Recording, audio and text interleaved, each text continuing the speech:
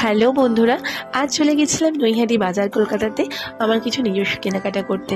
ওখানে গিয়ে একটা ঘটনার সম্মুখীন হলাম, আর সেটা তোমাদের সাথে শেয়ার করলাম, মানে ক্যামেরা বন্দি করে রেখেছিলাম।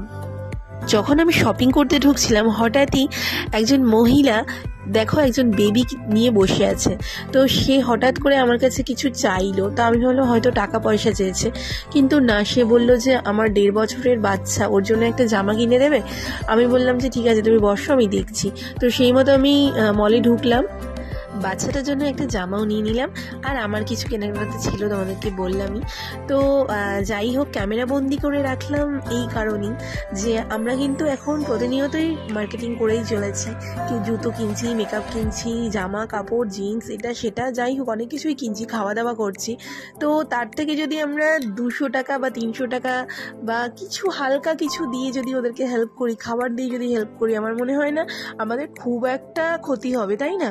তো তোমরাও যদি এরকম কিছু সম্মুখীন হও, কখনো কিন্তু তাদেরকে না করো না, তোমরা কিন্তু দিও, তাদেরকে একটু হলেও দিও, দেখবে ওরা কতটা খুশি হয়।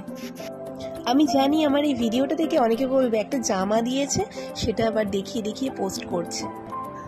বাট দেখো, কারোর চিন্তাধারা তো আমি বদলাতে পারবো না, যে যেটা ভাবার সেটা সে ভাববেই। যদি তোমাদের ভিডিওটা ভালো না লাগে তাহলে প্লিজ অ্যাভয়েড